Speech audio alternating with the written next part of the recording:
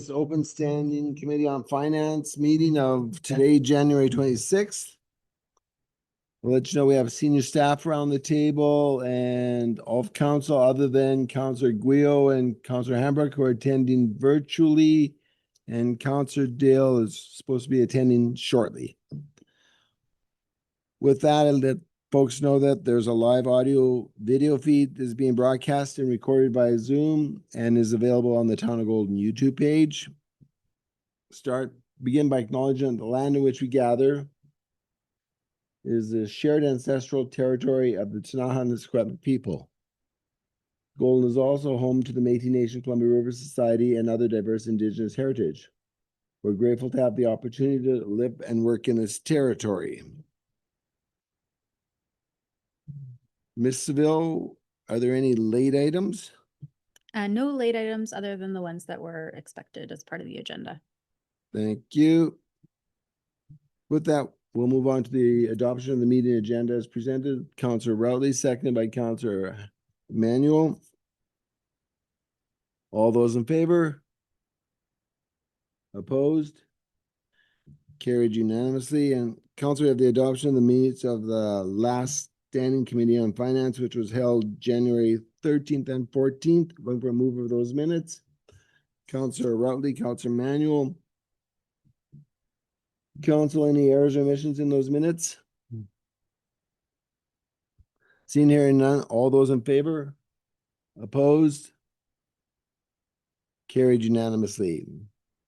Council, is there any business arising from the minutes that we are not going to be dealing with today in this agenda? Seeing none, we have no delegations, no correspondence, and we're on to reports. Chief Financial Officer, we have the draft 2026-2030 operating budget discussions with regards to transportation services. I believe is where we're starting. Is that correct, Ms. Brown? Thank you. With that, I'll turn the show over to you.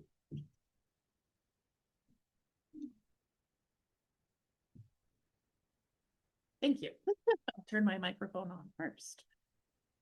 So today we're going to talk about transportation services, which includes the Golden Municipal Airport, a shared service with the CSRD.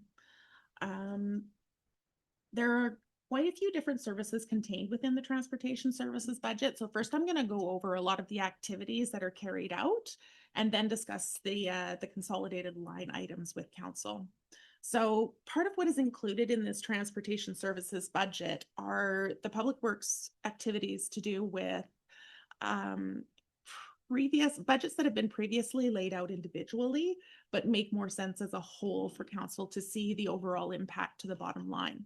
So we've got banners as well as boulevards, Christmas decorations, and some community special works. There's also drainage and equipment. There is highway maintenance and parking lots, as well as railway crossings, maintenance of the downtown core, so Revite maintenance, the public works shop yards and buildings that are maintained within the transportation services budget. And then the public works team also maintains sidewalks and does snow removal, maintains street lighting and streets. And then the administration for the public works department is within this as well. And then traffic services and signs. So those are all activities that are carried out within this one budget called transportation services. And so I'll walk you through a few of the changes and increases and or decreases in the budget for the 2026 to 2030 financial plan years. Salaries, wages, and benefits. Revenue, I should note, is merely service recoveries. And so those are not necessarily budgeted for and are recovered is and as appropriate on an annual basis. So not many in the current year, but not usually a ton, just a small recovery of activities. So salaries, wages, and benefits. The budget for 2025 was 1.12 million. And the budget in 2026, as compared to the prior year budget, has actually gone down by about 1%. So a 1% decrease in the budget, but an actual 6% increase as compared to the actual of the prior year. And so that's a reallocation to other areas to align with where services are actually being used. And to make sure that we are properly expensing to the right segments. Next, we've got our contracted and general services. So in 2025, it was 549,000. The financial plan for 2026 does see an increase of approximately 9%. And there are some increased asset renewal related projects from the condition assessment reports that the Director of Public Works has included in these budgets. So we do have an increase of 9% in that area. Materials supplies have gone down by approximately 1% as compared to the budget for 2025. And what you'll start to see is that we're aligning more closely with the actuals as opposed to simply doing an increase over the prior year budget, trying to find all areas where we can gain savings in terms of the budget. So it is an 11% increase over the actual spend in 2025. However, only a negative 1% decrease in materials and supplies for 2026 over the 25 budget. There are a few items that I have delineated separately. So equipment recoveries is an internal expense. And you can see that this went up from budget 25 to 26 by about 22%.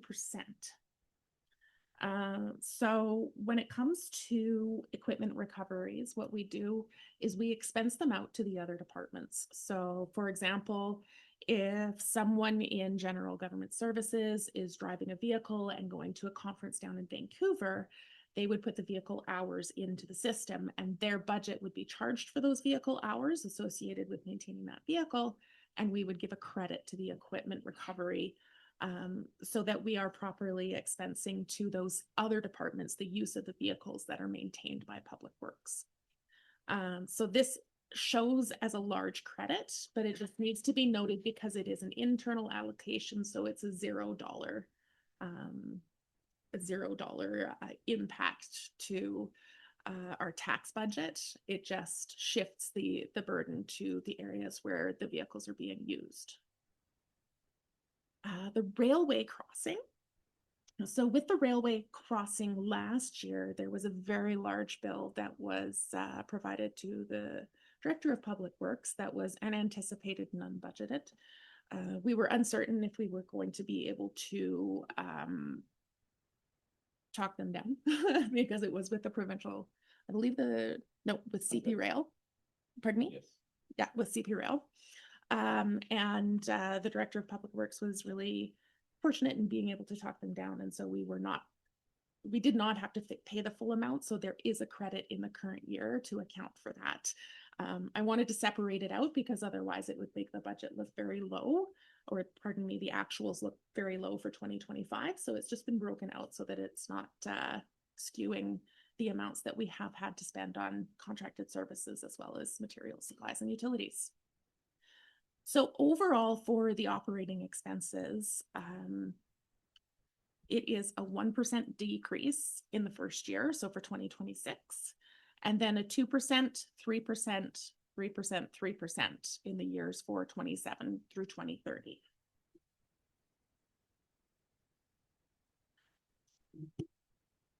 I can stop there. Pause there and take any questions. Council, questions? I think I'll start off. Can you remind us the rationale for comparing 2026 budget to 2025 budget as opposed to comparing it to 2025 actuals? There seems to be a wider variance in this particular budget than there has been in some of the other budgets, and that's why it's kind of jumped up for me. So you remind us the rationales? Certainly the rationale for using the budget as a comparator. So budgets tend to be a little bit more stable year over year rather than actuals because there can be fluctuations within certain activities. There might be unusual occurrences. There could be different projects that are occurring at any given time. And so if we compare the actuals, it might be more of V and W shaped chart in terms of how the expenses are aligned. However, in the current year, we have noted that there have been gradual increases of budget. So 2% over last year's budget, 3% over last year's budget. And we averaged it out over the last 3 years in terms of the actuals and have not found that the additional 2% is necessarily required in all areas. So it's really important to double check every once in a while and go back to the actuals and not just the budget and expect that a 3% increase or a 10% increase is required automatically over the prior year budget. And so that reallocation has been done in the current year. Does that answer your question a little bit?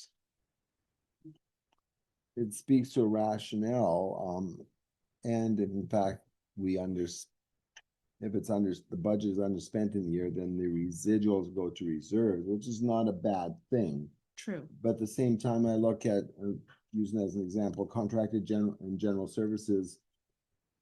The budget for 2026 is 18% of the actuals in 2025. And that's a pretty big jump. And so in my mind, we also use the accounting practice, but also marry that with, okay, what's coming down the pipe in that particular area? Do we have some larger responsibilities, and hence, or we had lesser responsibilities in the year 2025, and we'll have typical responsibilities or greater responsibilities in 2026, and hence we keep pushing up the budget amount as opposed to reflecting an increase over the actuals. So in addition to what you have stated, there's also year-end entries for 2025 that have yet to be entered. So if we went off of these numbers, we'd probably still have a little bit left. You wouldn't want to solely use 2025 as the basis simply because the books have not been closed for the year as of yet. And so it's still a work in progress in that regard, which is why looking at that average is a little more true to what will likely happen. I think that's a good point for the general public if they're watching this and paying attention to this, in that the 2025 actuals are not closed. They're still open and there's still some entries in there. So I think that's an important point for people to pay attention, because I mean, if I was Joe Public, I would jump all over the contract in general services. Like, what the heck are you doing? 18% increase. But there's solid rationale for it, as you've stated. So I thank you for that. The quick question I had was with regards to revenues. There was service recoveries of transportation was 1,500, and yet the total revenues was 32. Where did the other $1,700? That would be a mathematical error, data entry error on my part.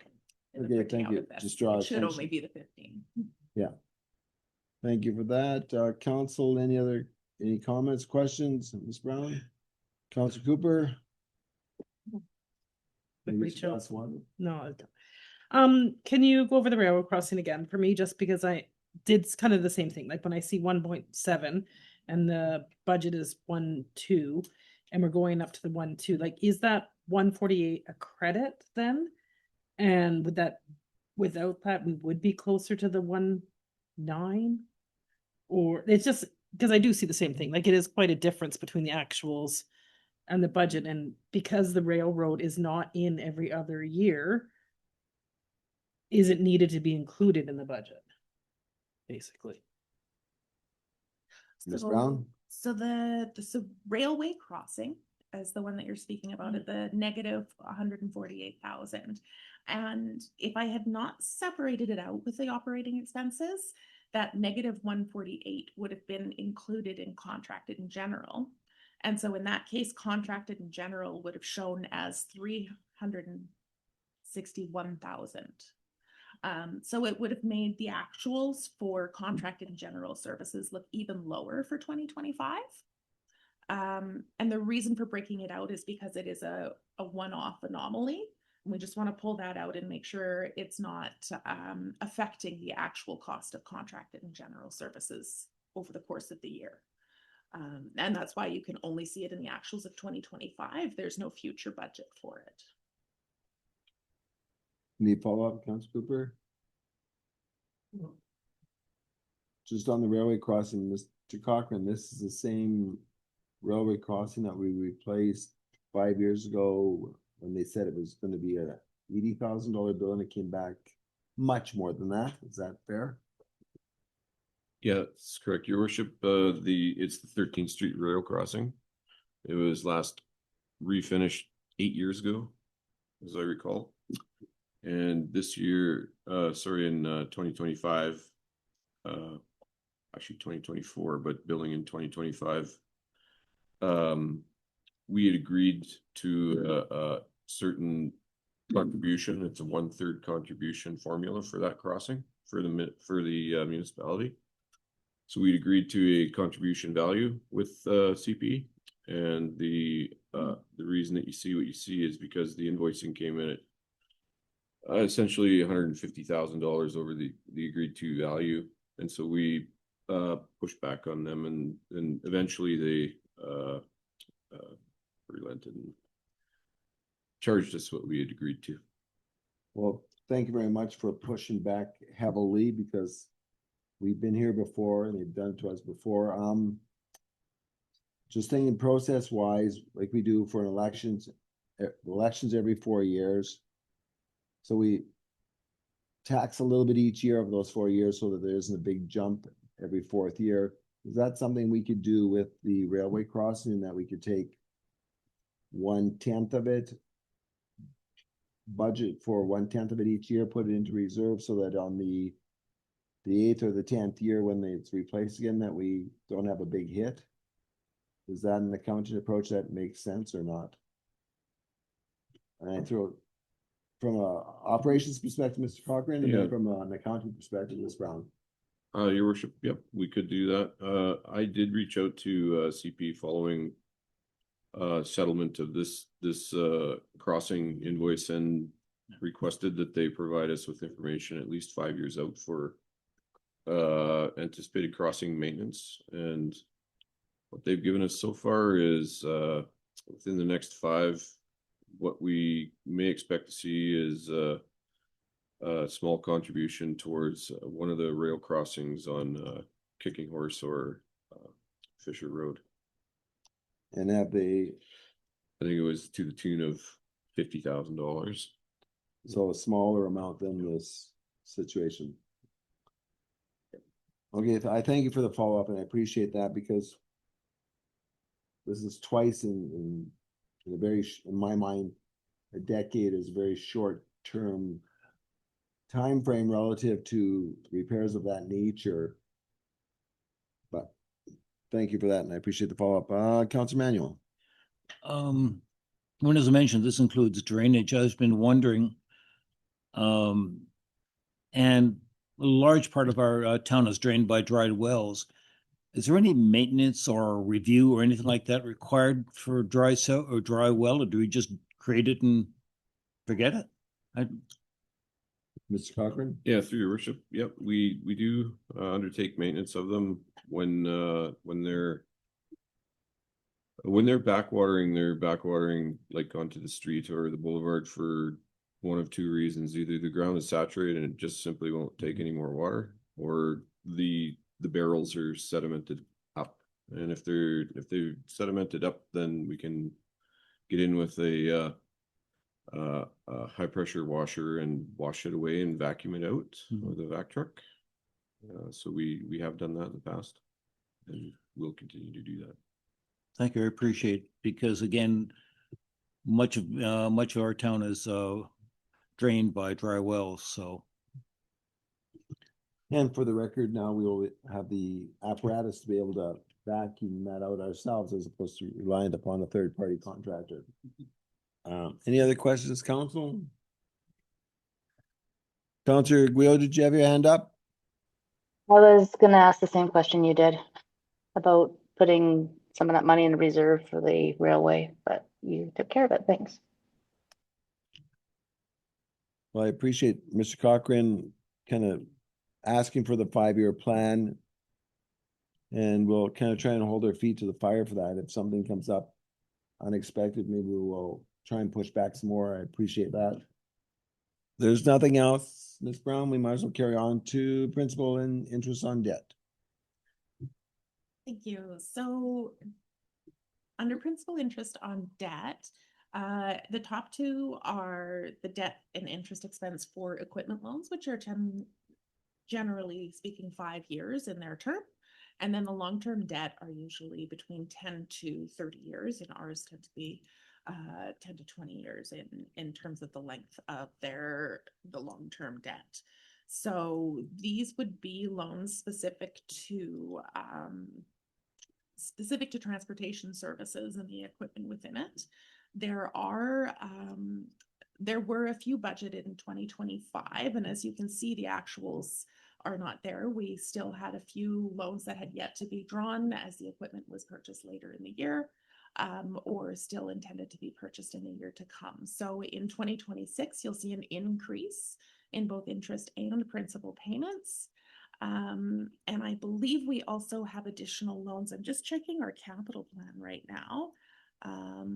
We have a sweeper, I believe, that will be coming online in 2026, and a dump truck that should be coming on. I'm just looking at the details of it down below. That should be coming online in 2027.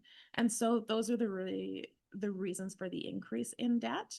And then you can see over the course of the 5 years that it is slowly decreasing unless there are new purchases that go online. And so there is a cycle to the 5-year loans in terms of the equipment, and we try to use the debt where possible and reserves throughout the course of that 5-year capital plan that would have been presented to council at the end of last year.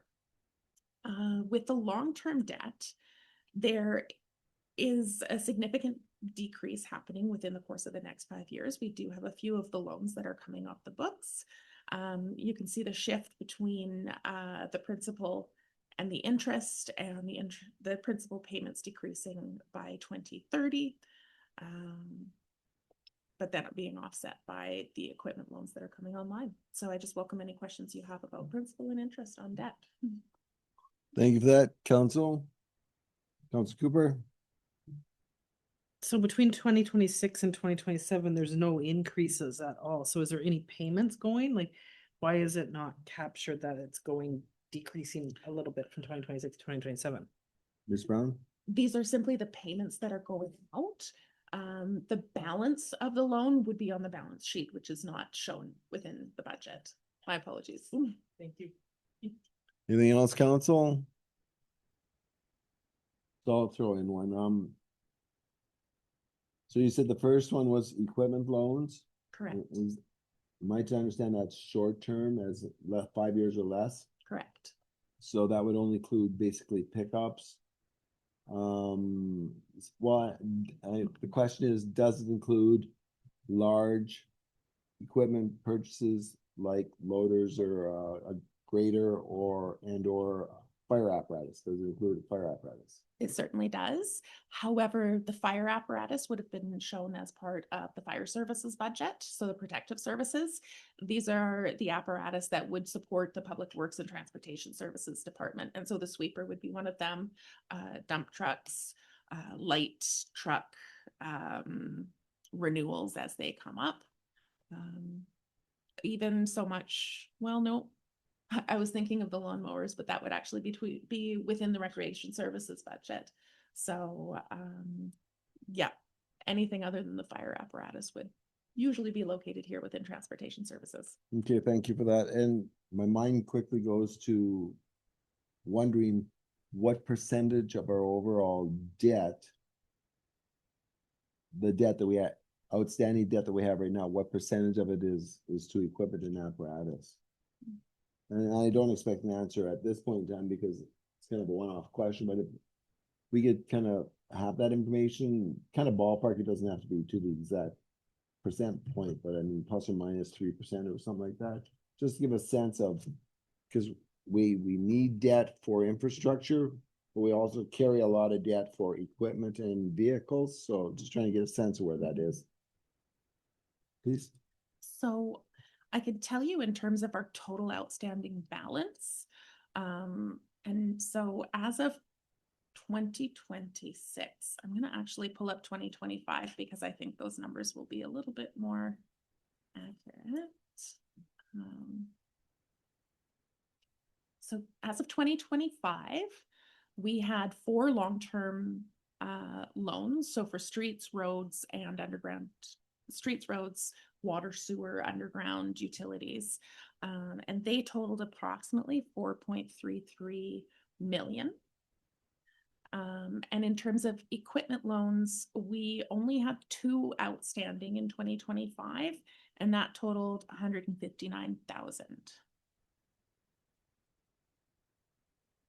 That's very helpful. Mhm. And I'm amazed that you were able to just pull that out of your background support information. So I thank you very much for that. Appreciate that. Okay, Councilor Manuel? Brings up another question. With regard to our debt, I understand that this practice of municipalities generally not to go over. We each have a how much we can borrow, but I understand it's the practice to keep under 50%, just so we have lots of leeway, I guess, in case we need it. So there is a limit established by policy that we can only go, I believe, 50% of our debt servicing. And I would have to look this up on our long term. I haven't done the calculation in a little while. And we are definitely below that. A policy consideration that I believe is on the list to be considered in the next few years would be a debt policy. And so something that would establish where council lies in terms of their risk tolerance, and how much debt they would like to see utilized or not utilized in that case. So definitely something to put forward in the near future. Sounds good. Thank you. Any other questions, council? Then we'll go on to, I guess, transfers.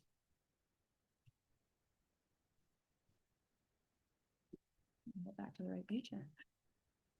So transfers to and from own funds.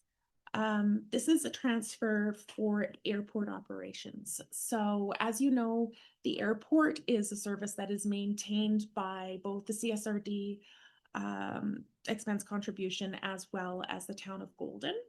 And so it is maintained as a separate fund on Golden's books. So in the general fund, we would have the expense, and that's what the town of Golden contributes to the airport operations. And within the airport operations, you will see it as a revenue. So this is just distributing between the two so that we can separate out exactly what we pay for the operating of the airport. So when we move over to viewing the operating of the airport, you should see that coming in as a shared services contribution from Golden.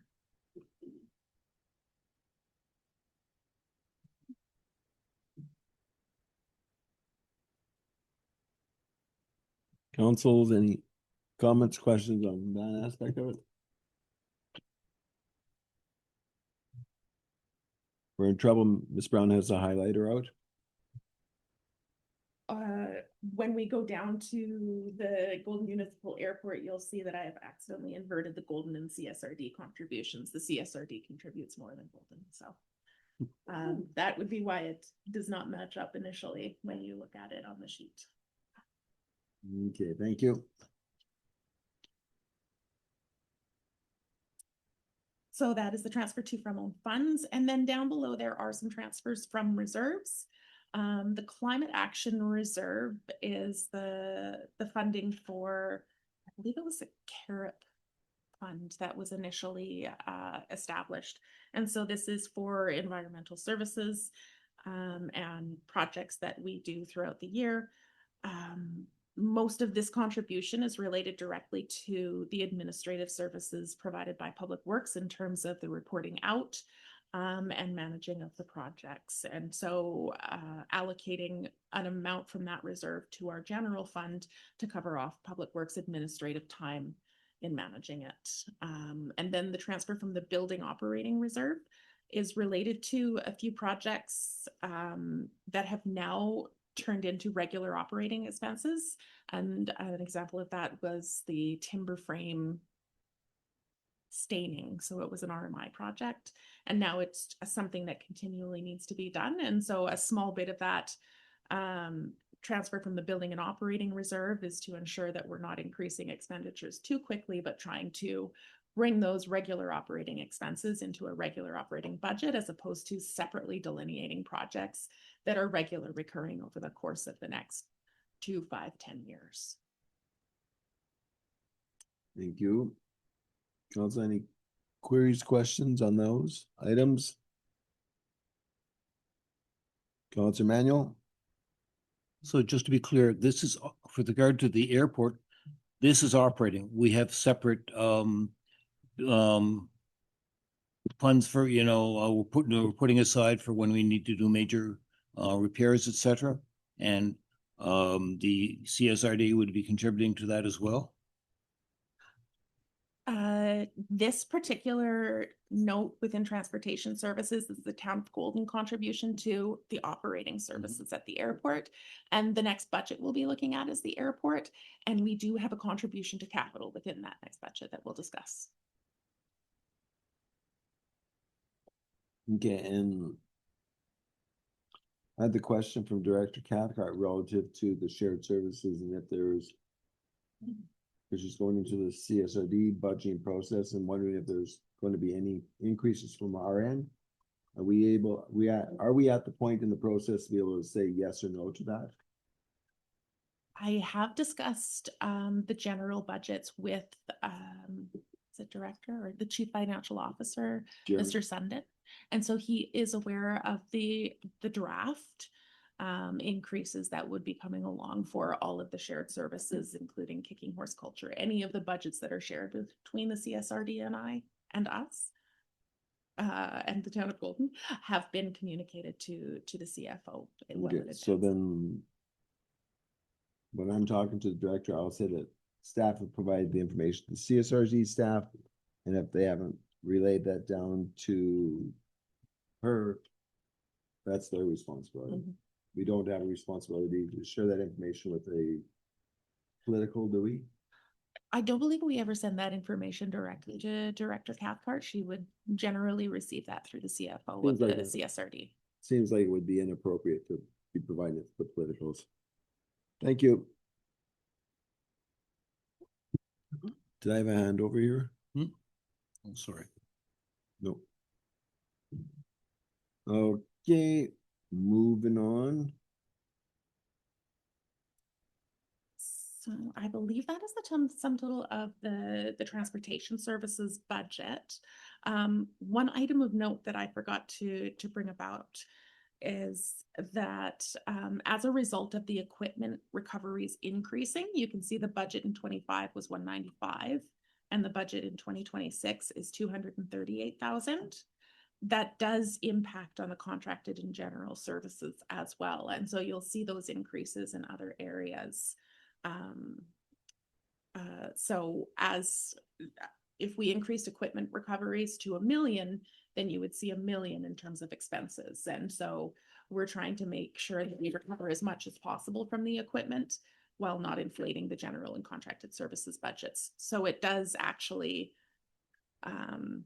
it's a net zero for the entire organization, but you do see within contracted in general that there is an increase for certain segments within the transportation services budget in terms of what they are expending on those vehicles.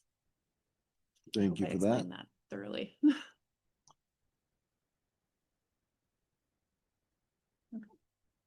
Well, and I'll do my takeaway is we invoice internally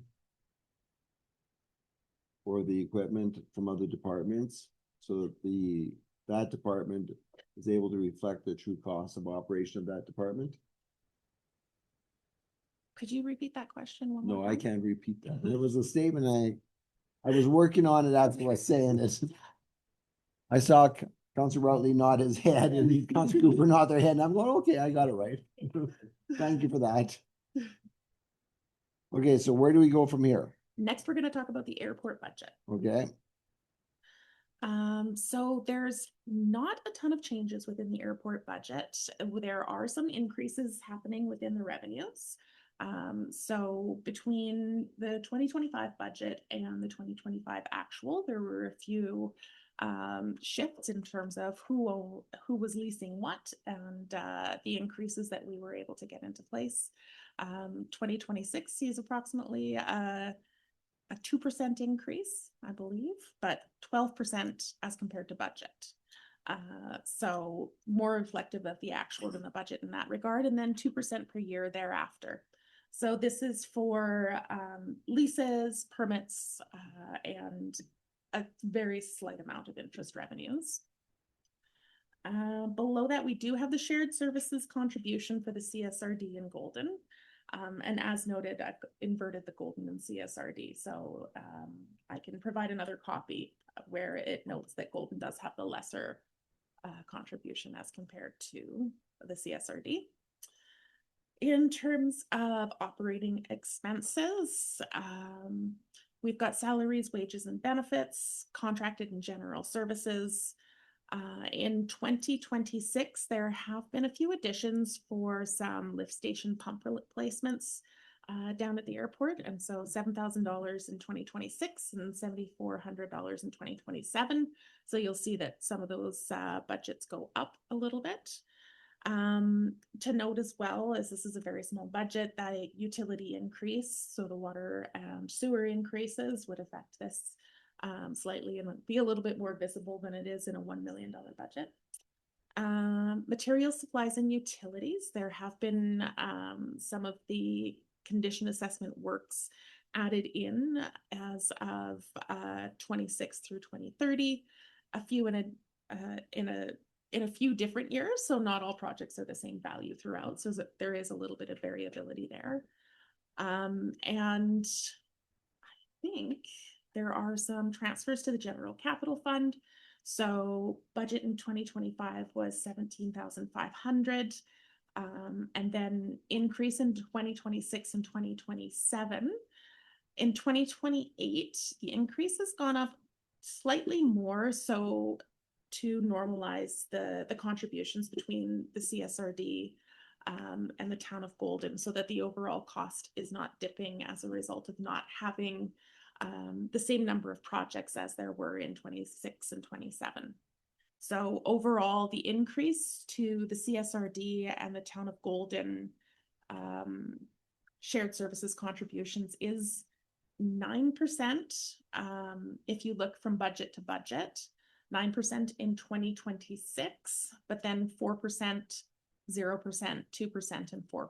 So all within a relatively average 2 to 5% range. I welcome any questions you have about that budget. Council Manuel?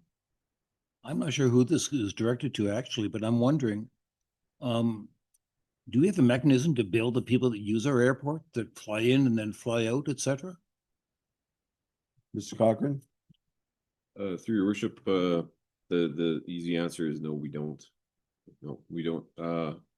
As a matter of fact, we elected in 2025 to stop tracking flight movements at the airport through our on-site contractor, just because it wasn't the contract charges were not. It wasn't. We weren't getting good value for the information that we were receiving. I believe if we were gonna come up on another very large grant like we had for the runway, and we needed movement stats, then if we could anticipate that ahead of time, then we'd reinstate that. But there are some there's some tracking monitoring software and devices that you can install, but in order to track like tail numbers and things like that.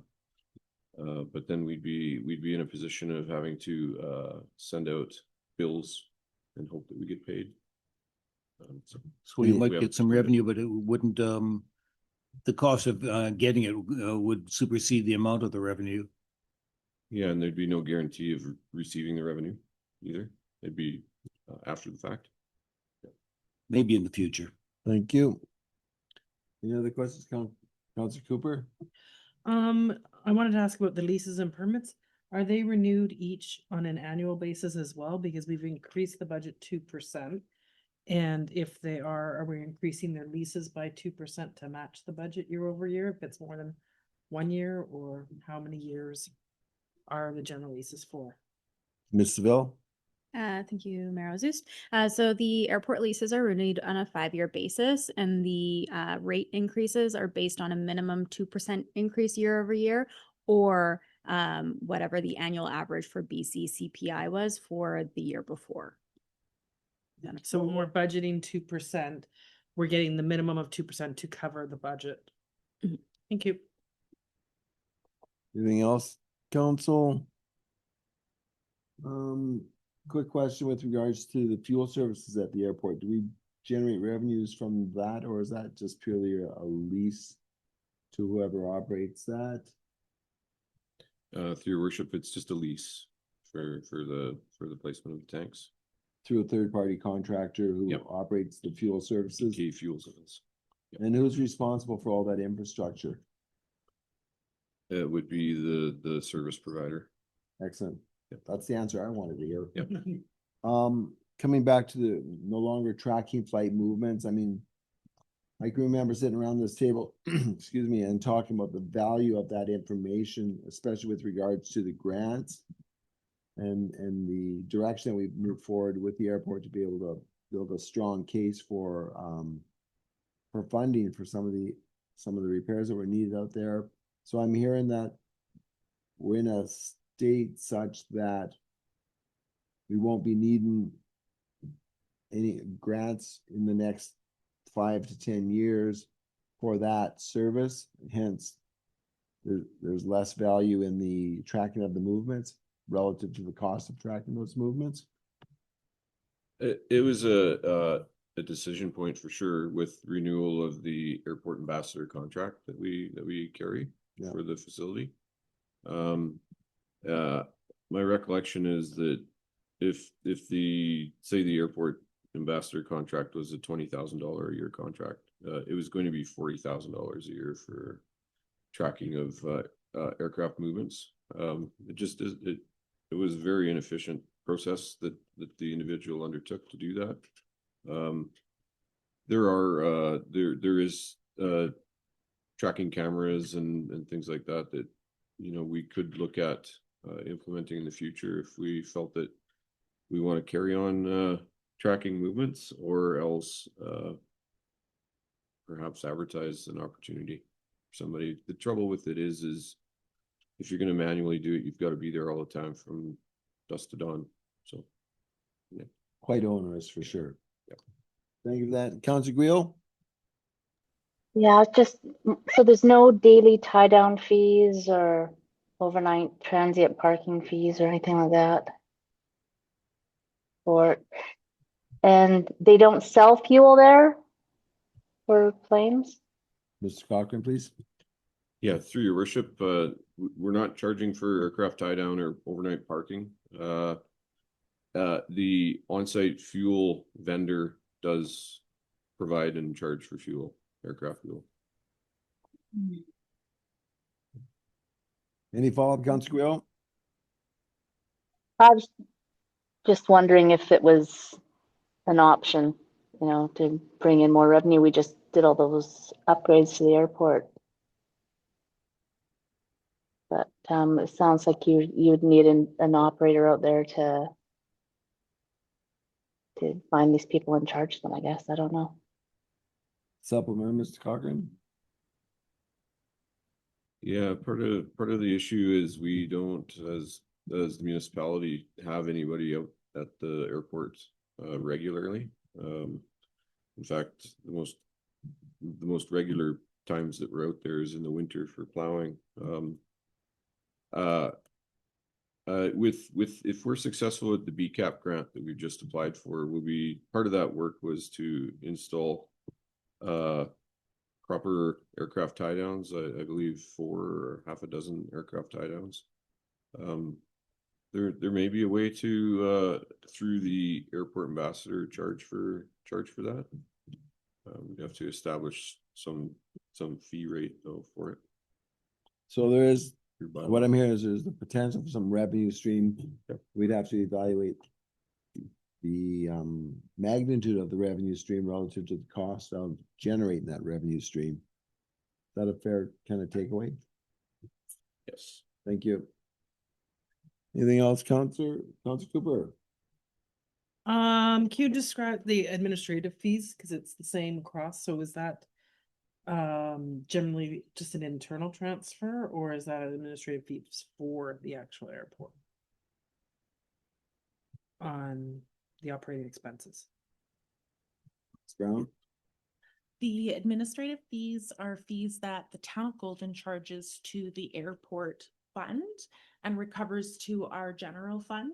And it is intended for there to be a cost share between the CSRD and the town of Golden for any of the administrative overhead. So for corporate services time or management time or payroll associated with or billing. Thank you for that. Anything else, council? So I'm gonna take off one hat. I'm gonna pretend I'm the electoral area director and I'm looking at the shared services contribution. And if it in fact shows that the CSRD is contributing 48,755 and the town of Golden is contributing 4,600, how would I explain that to that individual? Seems like a 52-48 split, when in fact the shared services agreement is supposed to cover 20% of the 20% of the operating costs of the list of shared services. So for the airport, similar to the cemetery, it's one of the cost shared functions, and they are based, so the distribution is based on revised hospital net taxable and converted values for the town of Golden and electoral area A. In 2025, for the town of Golden, it was 48.49%, and the electoral A was 51.51%. So that was the split that we used for this particular service. The 20% is for a different set of services that we provide. So, and for clarity around shared services, which are the 20% operating, I'm suggesting that maybe we have some different language here. You said it was cost shared contributions. Maybe that's better language than shared services, because the shared services language quickly connects to the shared services agreement where they cover 20% of the operating cost. I believe the 20% of the operating cost is their core contribution. And so they call it the core contribution agreement. Okay, well, it's evident the language isn't spreading out, because when I have conversations with the director, the language that is used is shared services. So, okay, that'll be a conscious effort on my part to remember that and to reiterate that. It's core services. Definitely a few different. Core services cost sharing agreement.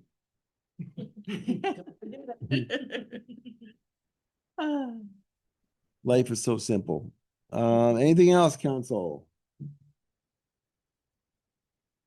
If not, any supplemental information, Ms. Brown? None at this time. Okay, where do we go from here?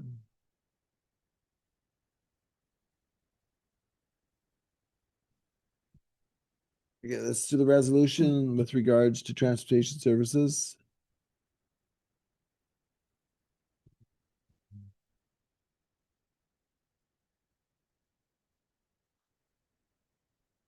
The remover, Counselor Routley. Seconded, Counselor Manuel. Any discussion on the motion? Seeing, hearing none, all those in favor? Opposed? Carried unanimously. And other subject matters tonight? I was wondering if council could give us 5 minutes for a staff sidebar. Absolutely. Thank you. We'll call that a bio break. Yes.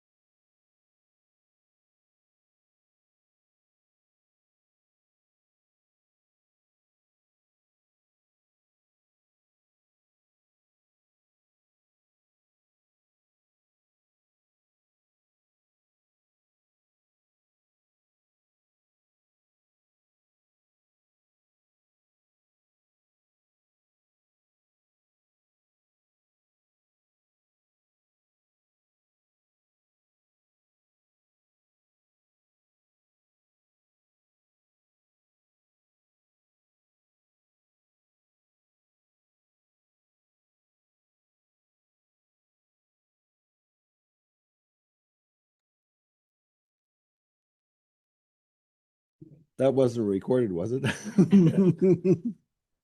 So now we've completed transportation services and we will move on to some information with regards to rec services. Is that correct? Yeah, thanks for the short bio break. Yeah, we just had a chat to sort of see where we're at with rec because it's got some big changes, or at least the appearance of a lot of changes this year. So it's been extra special challenging.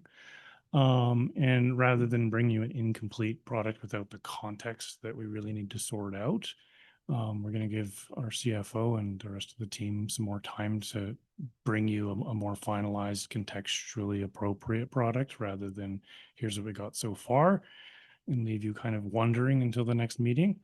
So, but there is something that our director of recreation would really like council's direction and feedback on. It is very much of sort of the political policy level discussion. So if the mayor will let us, I would like to hand it over to Mr. Petrofix to bring a question to you.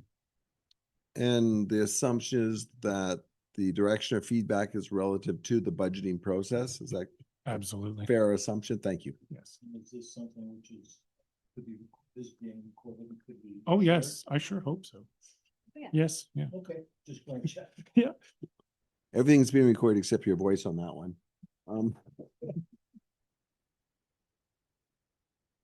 So we'll turn it over to Mr. Petrovic. Thank you, Worship. Back at, I believe it was our first meeting in December of 2025, King Horse Culture joined us and provided a presentation as they do part of their annual contract. And Ms. Seville has pulled up kind of the slides that we can start our conversation on. The group provided kind of the outline of their annual plan, the work that they do, a quick snapshot of our existing contribution services agreement that we have in partnership with the CSRD. And as part of that request, or in that meeting, Logan from KHC did kind of note the desire for some increases within this operational contract. And of course, as council is aware, that operational contract expired at the end of 2025. In the last meeting of December, staff brought forward a report for an extension on that contract into April, kind of first quarter, which allowed us to kind of sign off that $60K contribution agreement that we're normally billed for in January. So we're operating on a status quo process right now with that existing cultural services contract. However, the topic of any kind of increase within that was deferred to your budget conversations. So if we don't mind kind of going to the next slide on this. Just for council's memory, when KHC was in doing their presentation, they pulled up some different stats in terms of the increase and the fact that we've had a flat contract for quite a few years, and it made some desires to that. And with that, I'll open the floor for some questions on some high-level policy direction on where we want to go with our funding for KHC. Councilor Manuel. Can I ask how long this, what we give them has been essentially flatlined? Is it a couple of years or more? It was right in the report. It's been over 10 years in terms of at least 2 contract periods where there was no increase presented to the group. And some of that, sorry, just some further information, some of that definitely was the work of the outgoing director at the time, some additional grant funding that the group was receiving. And it was just one that we just kind of rolled through the budget process without really any political conversation on increase.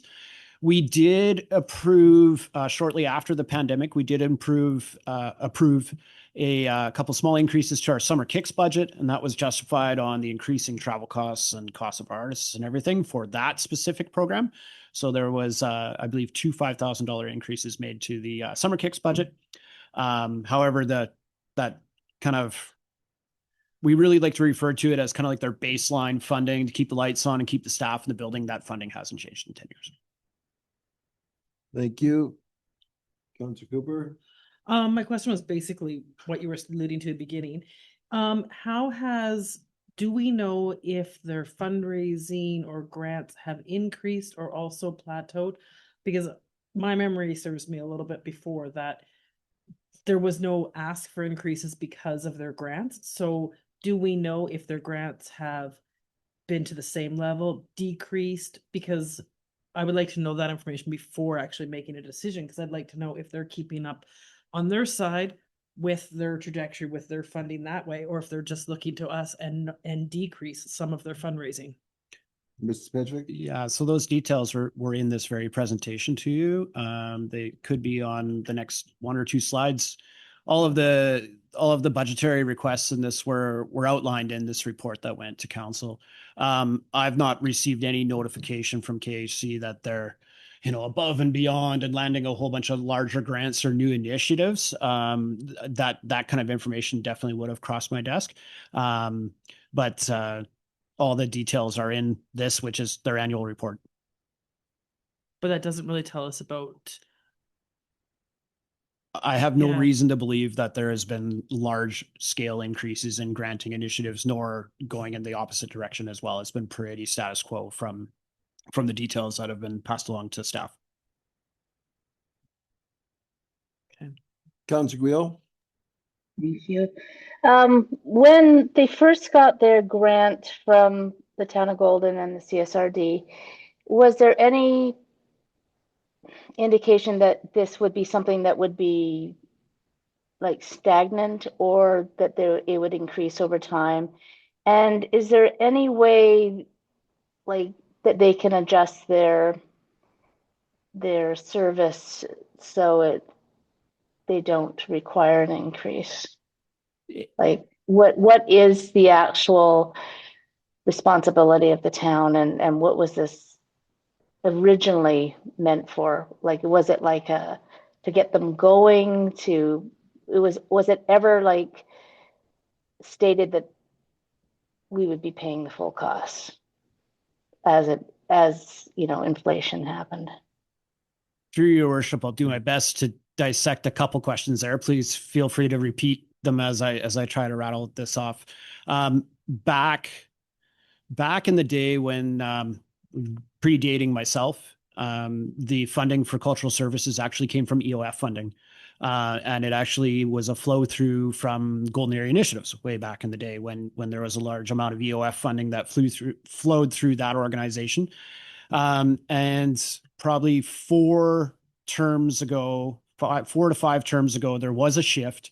There was a recognition from council that this funding is basically this is your cultural services arm of your service delivery for the community. That was acknowledged by past council and affirmed that this would be that operational funding to keep the organization afloat.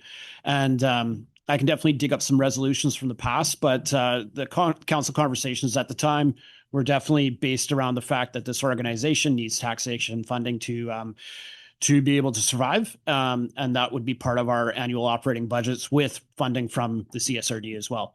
The mayor might be able to allude to that a little bit more, because I know he's been around the table for many years with this.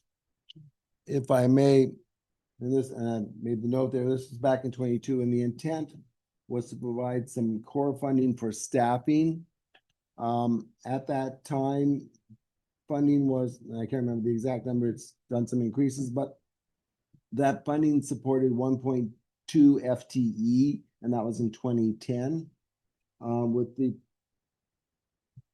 With the expectation that amount of money supported those staff, and that represented 25% of their budget. The other 75% of their budget came from granting sources. Mm-hmm. And that is the core intent, was to provide core staff for the entity. Does that help? Yes, but does this change anything now? Does this not cover that 1.2 full-time employee? And I think that's a fair Okay. question as far as what staff is the request for? Is the request paying for? Because when I look at that presentation, I saw a large number of staff listed there. I have no clear understanding of which are core staff, which are civic center staff, which are related to the civic center and not contract. For council's benefit, I'm happy for us to go up to the staffing slide, and I can provide some high level information on where the funding is going and how those positions. So down one more Thank you, Ms. Phil. So, so Logan is the executive director. I would say that 95% of her funding and wages associated with the activities associated with Kicking Horse Culture. About 5% of that wage would be billed back through the Civic Center operating budget. Fran is a part-time program coordinator. 100% of that funding for that position comes through the funding that is associated with this contract. Charlie is the Civic Center manager. 100% of those wages for that position are billed through our contracted operation for the Civic Center management. Can you go back to Francis? Yeah. So I believe she's at a 0.5 right now. Okay. And essentially 100% of the time is spent on Kicking Horse Culture initiatives, nothing to do with Civic Center. So then you have all the AGOG staff, so the art gallery staff, which are all full-time, part-time staff members.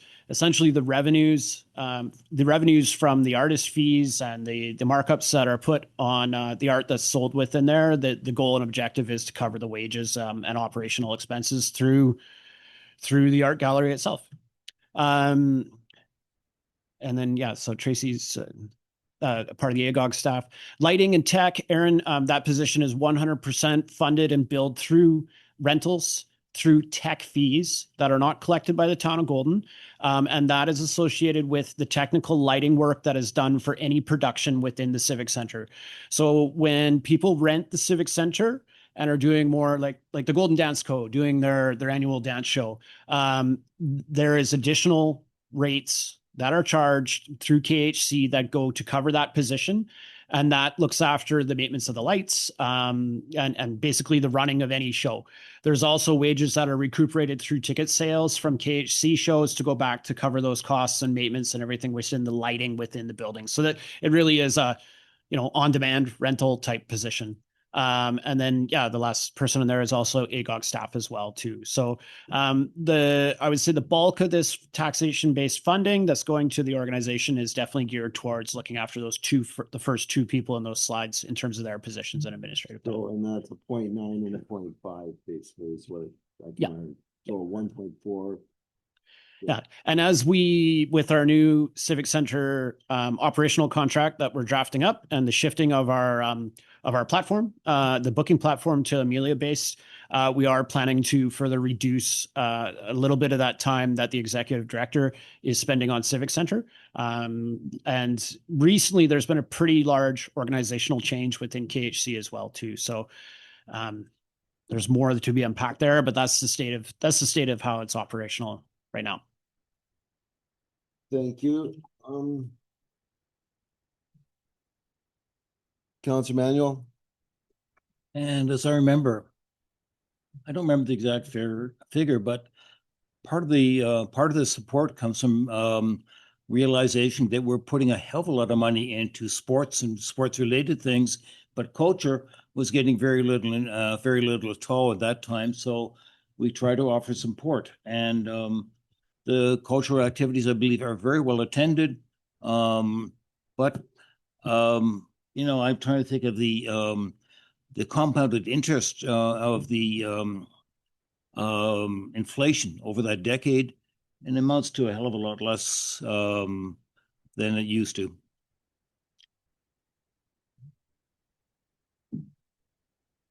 So, I'll apologize for myself right up front. I'm just trying to work my way back through my notes, and this is coming out as a bit of a surprise, looking for direction and feedback. So you may not get a lot of formal direction. You may just get some feedback from me. Honestly, the purpose of this conversation really is to give staff some guidance on when we bring forward the drafts of the budget. Do we provide an option that has an increase to that contract, or do we come back to council with a flat contract as we've done for the last 10 years? Can you remind me of the increase in the request? It's on the next slide, I believe.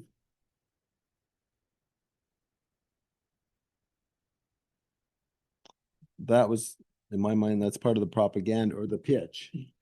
Yeah. So what is the increase? Is the increase $45,000? Is that the request? Within this presentation, KHC brought forward the concept of the need for an increase. Conversations with KHC that started with me originated with upwards of a 15% increase. And I said that that would probably be a challenging pitch to council.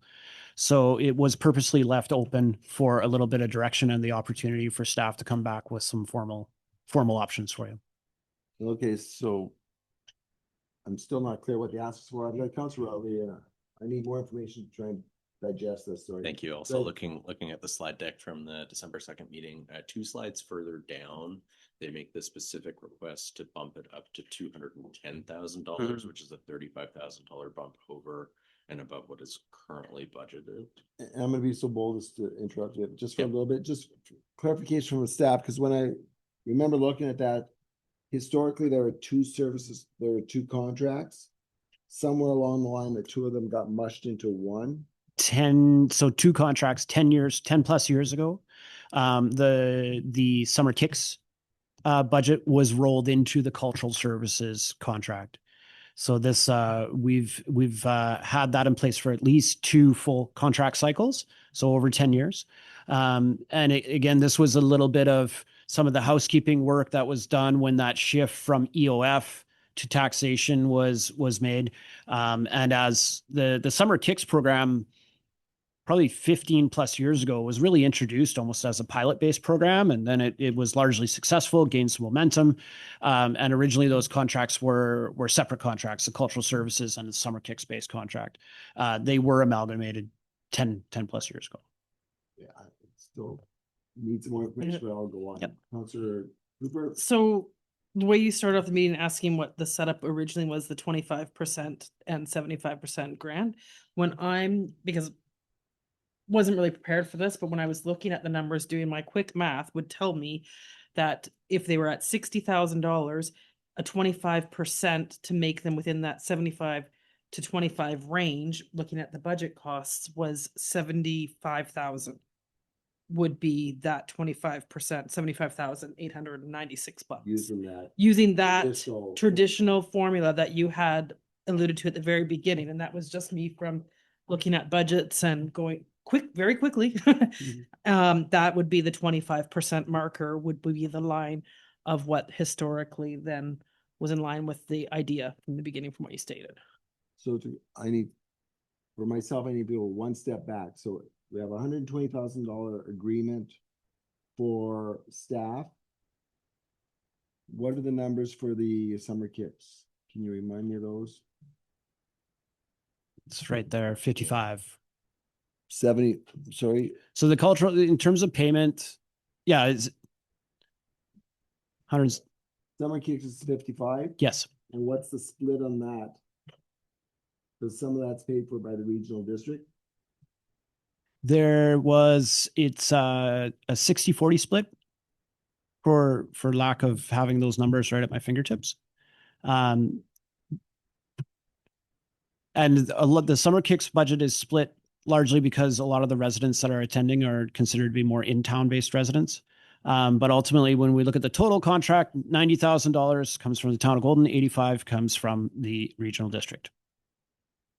Okay, so nice. Again, for my top, I just need to go back. So of the 55, 35 would be town of Golden, 22 would be CSRD. And so that's 120 plus 55, it's 175. And the increase is to 210 for the same contract, for the same services? That is what they've requested. Okay.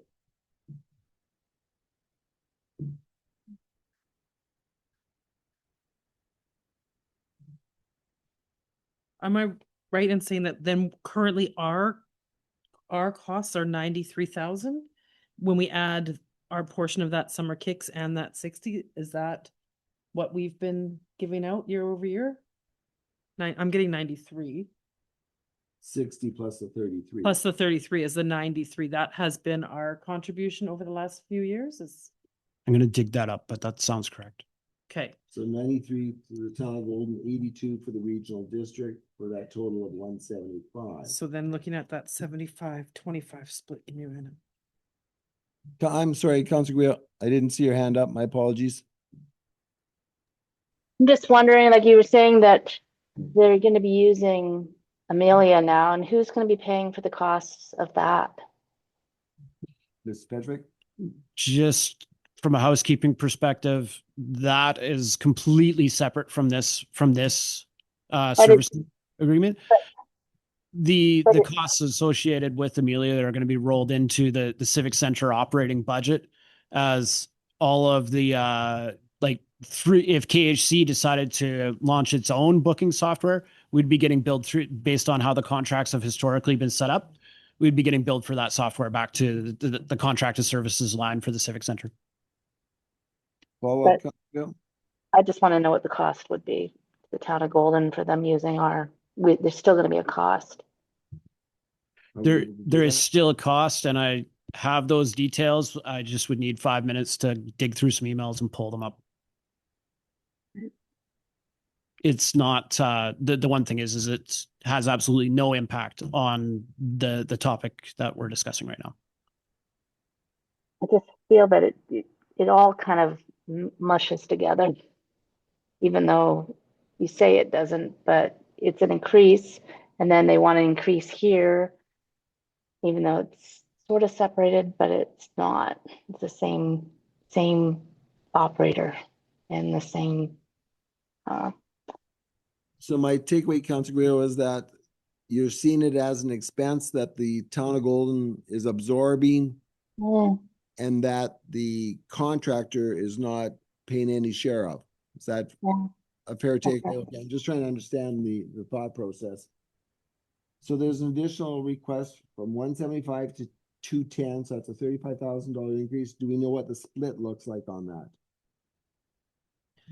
When I was just doing the math, it's 82,000. Well, if we increased by the 25% would be 108,000 for us and 102,000 for CSRD, but that obviously has to be approved by them because that's to reach that 210, and that takes us outside. That gives us about a 35%, from what I can tell, contribution as opposed to the original 25%. That was the intention. So it's higher than the 25% as far as my math is telling. So just for clarification, the CFO has been helping out with doing a little digging on some spreadsheets. So we've been working through this conversation, and we're basically moving towards a 50-50 agreement in But terms it's of what still increased over that 25%. That would make it about a 35%. What my math is telling me. I'll go to Ms. But- Brown. Through your worship, with the current Kicking Horse Culture budget, what was budgeted for last year was contracted and general services at $180,000, and that includes both the summer kicks as well as what's the other name, summer kicks and flag kicks. KHC. So just for the Kicking Horse Culture contribution. And as of 2026, we did work out a 50-50 split, which saw both CSRD and the town of Golden spending $96,000 for a total regular operating, so the contracted and general service budget of $180,000, with a 2026 project for $12,000 for a summer kicks tent renewal. So that is a 50-50. And with the contract going from 175 to 180, not yet contemplating the over and above increase that has been requested that the Director of Recreation Services is looking for direction on. So just clarification on the information you said, for 2025, the budget was 182,000. It was a 50-50 split between CSRD and Town of Golden. Let me see, for 2025, the budget was 175,000. Yeah. And it was 85,000 for the CSRD and 90,000 for the town of Golden. However, as of 2026, it is a 50-50 split. Okay.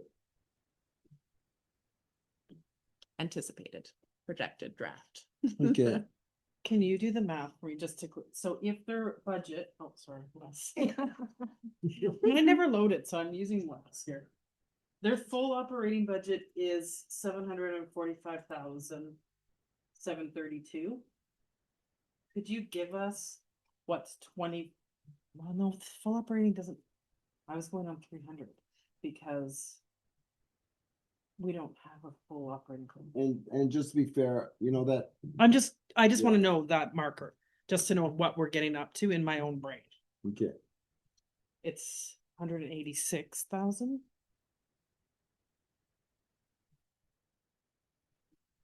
Which is kind of what we're at, so that is the 25%. So any increases above that is higher than. So the what ask we for originally- 2026 is 210. So, and the relevance of the 25 is that's comparable to It's a- cost recovery for recreation services. Yeah, and it's a comparable as to what the It's intent increased was for thereafter. funding. Like that's what I'm basing what the intent of the agreement was Increases for in the funding funding. purposes to ask, because I see there's also federal government grants and we don't know if they're asking feds for more too, or like how it's working out. It's just the baseline for me. And if we're within that baseline at that 90,000, Yeah, I see it. I mean, it's a good thought process. I was gonna say, So to extrapolate a direction for staff out of what you're saying is to say I'm that, comfortable with that 25%, and anything above that, I think we need to have more time to review. but again, the direction. caution in that is it's a projection of grants and those are fickle. So, you know, you can project your budget's gonna be 750,000. Wow. Yeah, If I I was just- easy, I might say my budget's $900,000 and you guys pay 25%. I guess I'd like to have more time to digest the numbers after, but I would be comfortable sending a direction at the 25% and no more than that at this time, because that is the agreements kind of that we do have with other services. And question of clarification, 25% of what? Well, of what I was reading from their document of The their proposed- proposed operating budget Operating- for the 2025-2026 Okay, year. again, that's a bit of a loaded gun, but Mr. Pesnick? Keep in mind that any past conversations on this is always when we start talking about other grants, secondary opportunities and funding. Working with KHC over the years, we've always tried to focus this conversation purely on the funding that's coming from the town of Golden CSRD to keep the operational thriving and allow for that staff capacity to go out and chase those grants. There's always ups and downs with granting opportunities, and there's some years that some big grants are going to be landed, and there's some years that those grants are not going to be landed. It does make it very challenging for a non-for-profit organization to be able to have that stability and to be able to kind of do the planning that they need to do when they are tied back to chasing grant revenue to make up the bulk of their funding. So in past, when we've tackled these conversations at a political level, we really have been focused more on that core funding that's provided through this taxation-based agreement, because there's a lot of wild cards when it comes to that. So Absolutely. Ms. Brown, just to reiterate something I heard you say, for 2025, each of the two partners, and here I'm saying Municipal Federal Golden paid $96,000. Is that correct? I believe that Ms. Seville has put all of these numbers up at the top there for you. Too many numbers, it's confused me. Okay, So so in, was it $96,000 each? It's gotta be yes or no? no. No. That is for 2026. Oh, I No, thought, I yes, said- for I said 25. For 2025. For 2025, the contribution was from the CSRD was 85,000. From the town of Golden was 90. And for 2026, it's gonna go to, 96. okay, that's 2026. But this is with no changes to what is currently being provided. Over and above a nominal increase. So 96 each, it's a total budget 192. 180, 92, yes. Yeah. Okay, at least we got that math. There is a project in there for a summer kicks tent renewal, which is why it's the base budget of 180 plus 12,000. So yes, 192. Okay, so in my mind, we're providing a budget of 192,000 under this scenario that's up there for the provision of staff support for Kicking Horse Culture plus the costs of the summer kicks. I would go with 180,000 in that regard. If you look just at the financial plan, I'm gonna come in. So with this financial plan, there is project, and I would take that out from this contract services discussion. So this project for $12,000 That's- is a tent renewal. So I would say that's separate and apart from the contract Fair. services. So the 175 in 2025 was a 45-90 split. And so for 2026, I would say it's 180 with a 90-90 split. Because it would be unfair to take this project into consideration with their contracted services. Okay, and I've been remiss in my responsibilities as chairing this meeting, so I'm gonna go to Councillor Hambrick and then Councillor Guio. Yeah, thanks, Your Worship. My apologies. That's okay. Yeah. Just wondering, I don't know what the relevance here is, but just that's what I'm trying to figure out. Is there any money that comes from the hotel room tax to help fund kicking horse culture within our budgets? Or is that totally separate? So you're talking about RMI dollars, Councillor Yeah. Hambrick? Yes.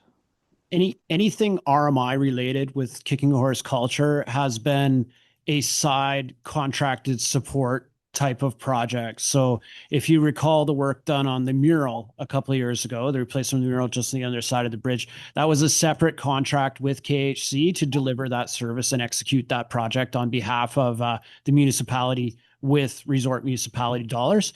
However, that we have never had any type of resort municipality funding coming into being an operational line item for kicking horse culture. Any Okay. follow-up, Hambrick? No, thank you. That answered my question. Thank you for that. And again, my apologies, Councillor Guio. Yeah, my concern is that we've raised it up by 55,000 for summer kicks. And if we go with a 25% cost for their for staff, you know, they could just increase their budget all the time. So I don't know. If we do this for every single nonprofit that comes back and asks for funding, we're going to be and go to taxation to pay for it. We have a problem.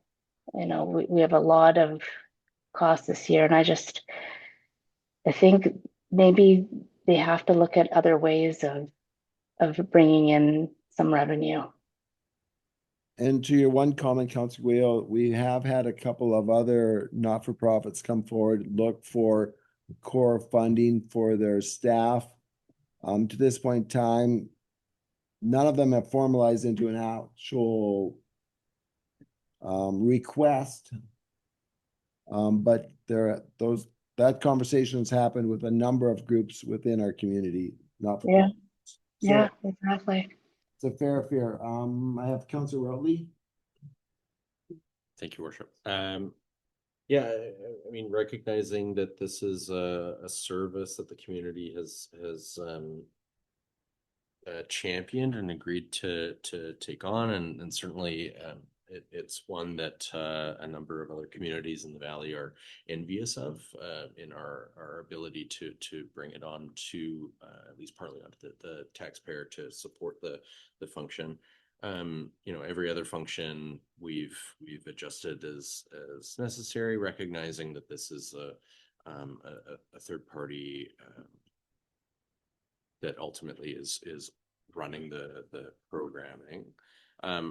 You know, with the 50-50 cost split, you know, certainly if council were to consider the 210 or some half step to that, obviously the CSRD, the increase for the CSRD from 2025 onwards is a little bit more significant than, say, the towns. But and I guess in this case, if we were to do the 210, it would be about a 16 or 17% increase. I guess, yeah, you know, the conversation around the 25% being sort of a basis that we look at for other recreation. It's a slippery slope, because in this case we have the basis with which to control those expenses, particularly within the payroll realm, within the municipality for other rec services. But you know, I guess there's we're required, I guess, to also recognize that the King Horse culture has been able to provide fantastic value over the last decade with the same cash flow. I guess it's functionally depreciating, or it's a sort of a sinking fund in a sense. But you know, it's I would be partial towards a slow ramp up. I know they also mention a 5% year over year. I think that a better policy would look at just sort of some cost, like a rolling average CPI instead, like we use for other services. But yeah, it's I'm not a firm no, I guess, around the notion of doing a little top up, recognizing that the CSRD is also stepping up as an equal partner within this function. Thank you for that. Mr. Petrovic?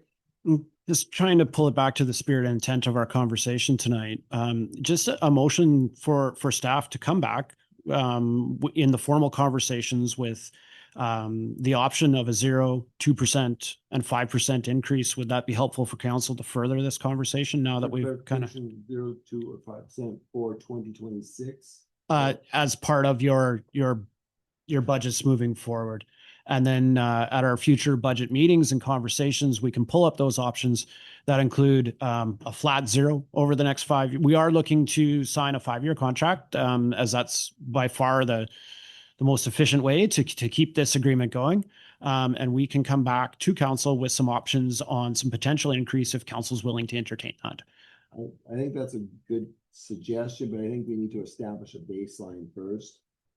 And that baseline, and I've heard one scenario is here is 180. Another scenario as requested was 210. My question to staff is that 210, would that be split? Would that be split 50-50 also? That would be our intent. I was hoping for that answer. So I will make the statement that we get great value for our investment. King Horse culture since 2010 has done some amazing leveraging of every dollar that we put into staff. I still, in my mind, break it out into 2 separate contracts because I have fear that meshing the 2 together is going to be problematic somewhere down the road. If Summer Kicks goes off the side rail for whatever reasons, all of a sudden there's a $180 or $210,000 budget. There's a change in the level of service, and then there's a whole discussion on that.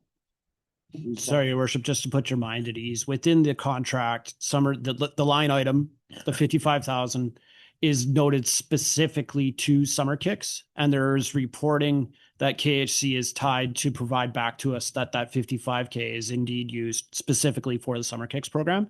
Our intent would be keep that, whether the dollar amount changes, would to be keep that as an identified line item within that contract, and then the other 120K funding is identified as the general services funding. Thank you for that. And so with that information, I do feel a little bit more comfortable. Thank you. I kind of slide toward the comment that Councilor Routley said as far as a gradual stepping up to go from 175, if I have the numbers right, in 2025 to 210 in 2026 is a large jump. So from my perspective, I think we need to do this gradually. And then once we establish that baseline, then we can have a conversation around what the incremental increases look like in a 5-year contract.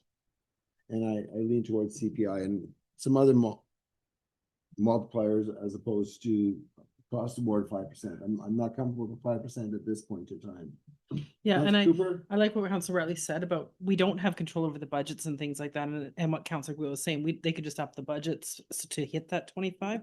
And when I did look, and when it was an increase ask of 30,000, that's 15,000 to us and taxation. my first mind is like, what on the budget are we cutting in other areas to make up that 15%? Because I'm not comfortable increasing taxation to cover that at this time. I do like the suggestion that Ms. Petrovic gave of 0, 2, and 5, and bringing that back for us to review, because I feel like it's really hard when we're looking at it right now. We all have these thoughts and it takes a minute to gather to see where we're going. But I believe that I would be comfortable with the direction of a report giving us kind of those three options, and not necessarily giving any bump up right now unless there's a clear definitive, it's coming out of this taxation, or taxation's not increasing at the time, and where it would come from. Does that make sense? Well, my interpretation Yeah. is a static 180 for 2026 with staff With- coming back with projections for 2027, 28, 29, for the 5 years of the contract with 0, 2, and 5% increases. Well, but we're only in the first quarter. We haven't, our contract, I've understood, is going to expire. It has expired, and we have only a temporary. So it would still be for this, 2026 year, because we need to talk if they're going to get an increase for this continual year that we're going. So it could potentially increase 0, 3, or 5 this year, For this but year. not a dollar set amount of the 30,000 that they're asking for. That's too much for me to digest. And Now I How? come. Yeah. Thank you for that. Me? Okay. Do you have your hand up? Yeah, I'm, Councillor Manuel. yes, that's who I am. Thank you. I'm still, let's see. We spend a huge amount on sports. It's probably what's major thing in Mr. Petrovic's area. This is the only thing we do for culture. Yes, I can see gradually moving it up. At the same time, it's been frozen for a decade. So $60,000, whatever, 10 years later, it's not worth the same amount of money. Yes, they can get grants, and they do. They're very good at working this, and I appreciate that. I don't think we should be counting that against them in any way. They're also the most enterprising group we deal with. They've got set up the art gallery, and they make money off that, as well as providing a resource to our community and an attraction. So I will be supporting a decent increase because, again, it's been frozen for a decade, and they've managed to make it work and make it work very well because they've been enterprising people. Thank you. Any other comments from council?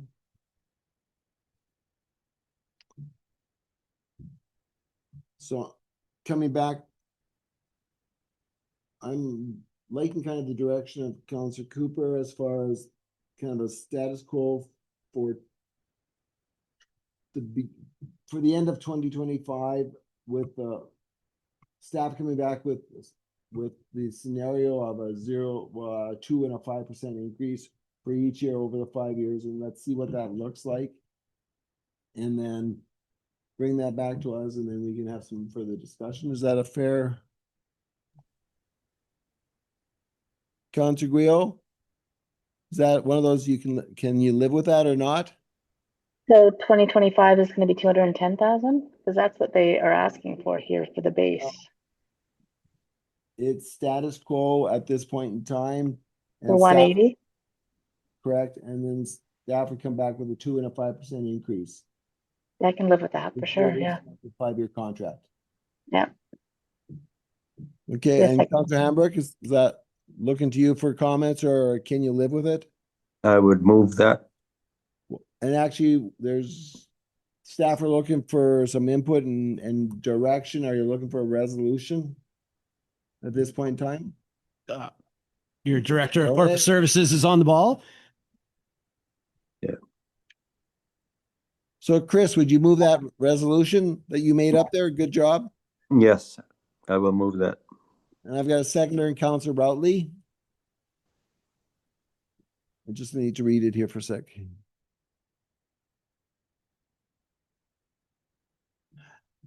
And I guess I want to, I'm not sure if we can include it in the resolution, but I want a caveat. And that caveat is this is with the assumption that this is a 50-50 split between municipal and rural ratepayers. It's probably inappropriate to add that to the resolution, or I did did you? include shared budget. Sure, it can be 2080. If I were on the other side, I'd be saying that's shared. So, and I don't believe it's appropriate to be included in the motion, but I think I get the sense that there's a direction that we like the idea of it going 50-50. It should be that way, and let's pursue that. Mr. Petrovic? Keep in mind the spirit and intent of this resolution is just to give staff some direction to bring stuff back for further contemplation and consideration with the rest of the budget. So, but this is great. This gives us some direction to be able to pull some numbers together that will be meaningful for our next conversation. And it will also help me for my vehicle ride with Director Cathcart. Should we be traveling to Salmon Arm on Wednesday together? Speaking to the motion, Councilor Oatley? Thank you, Mayor. I guess to note as well for 2026 with the CSRD proposing to come back up to parity with the town's contribution. I guess intrinsically that would represent a 2.86% increase to the budget, which is slightly above BC CPI for 2025, which is lovely. And so it's not nothing, and certainly looking forward to seeing more information from staff on the 2 or 5% budget increase. Anybody else speaking to the motion? Seeing, hearing none, all those in favor? Opposed? Carried unanimously.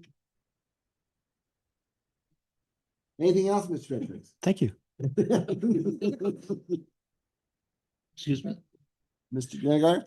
I noticed some conversation during your discussion that mirrored a conversation earlier about Golden CED regarding how presentations seem to historically be about what's happened, not about what's planned.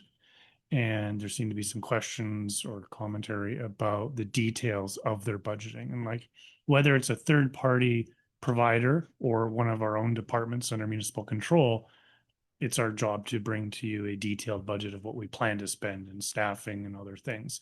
So I'm wondering if you want to give non-official direction to staff to actually go to KHC and ask for a greater detail in their upcoming budgets to actually see what this means to them And this is talking about, in essence, deliverables. in a budget. Yeah. I'm very supportive of that. I think that's great. Thank you. Councillor Manuel? Further on the subject of kicking horse culture, last I'll speak about it tonight is To that. there's a wonderful performance coming up Wednesday 4th. I saw the woman in Vancouver, and I'd recommend it. I think there's a fine for advertising. I know I'm if getting no money out of that. I know if you're in Rotary, it does cost you a round or something like And that's that. in Rotary. And I've seen this one in Vancouver. I'm going back again, yes. Okay, thank you for that. Anything else from staff for this meeting?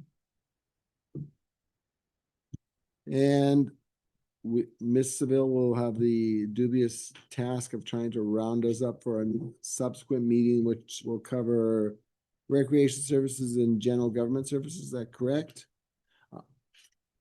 On that theme, I just want to throw out a couple things under, I'm assuming it would be under general government. 2026 marks the 25th anniversary of the pedestrian bridge. I throw it out to council to give thought to some type of a budget to be able to have a celebration to commemorate that. Is it an appropriate use of the word iconic infrastructure in our community? I don't know.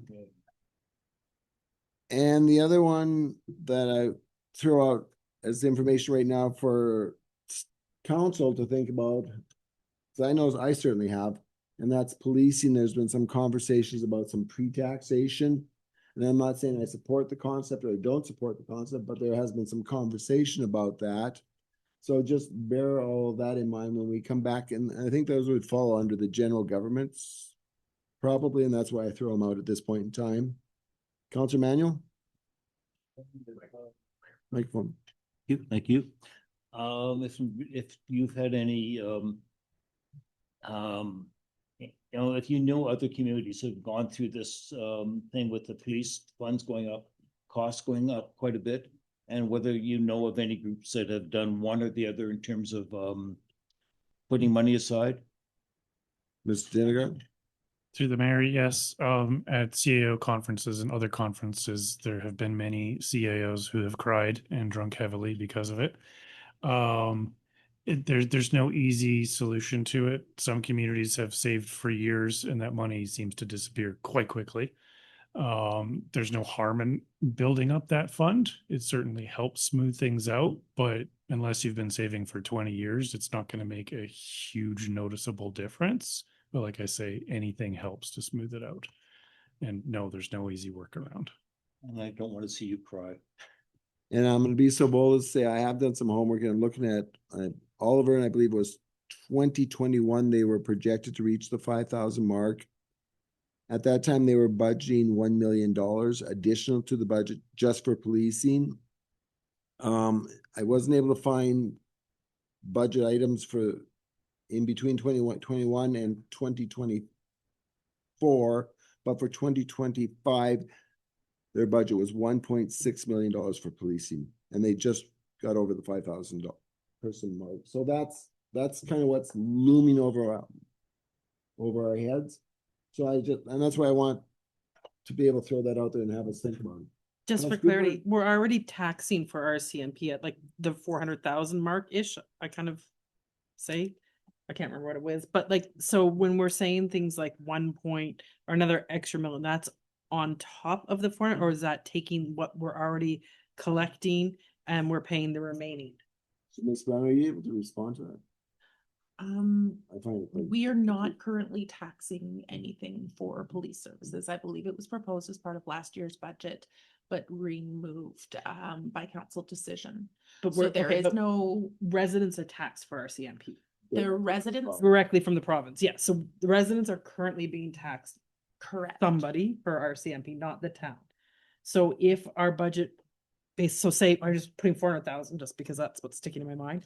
If our pricing goes to $1 million, do we subtract what that pricing that is being collected already from the province from the total? So in theory, we would be then taxing 600,000 to make up the $1 million, or are we responsible for collecting the whole $1 million? Ms. Brown? So currently there is a requisition for police tax that's around the $230,000 mark. And I believe that should we go over that 5,000 population mark for a period of time, we would then begin the taxation and they would not tax for that amount. And so it would show as a 70% expenditure for us and zero. So they would not, I don't believe they would continue to collect from our They don't residents collect that anymore. portion of taxation. We would have to collect that 100%, the 70% entirely. So we in and theory remit. are already paying something. Every Mhm. annual taxpayer is paying something Directly currently To the province. to the province. And so that would no longer be collected and we would be collecting the 100%. So it's not that we're not already being taxed for it, we are, but it's just gonna shift and the town's gonna collect all of it. And it's gonna shift from Correct. about Thank you. 230,000 or. Yeah, whatever it is, but 1.6. I just wanna make sure I'm clear that that's shift. So we're not doubly, they're not taxing and we're not taxing. Got it, thanks. Okay, anything else before? Were you pointing over there or? Councilor Riley, a motion to, there was yeah, no new point of business, consent. motion to adjourn? Thank you. Second by Councilor Manuel. All those in favor? Opposed? Thank you. And my apologies to those that were online. I missed a couple hands there. I need to get a second screen here so it jumps out and smacks me a little bit. Thank you.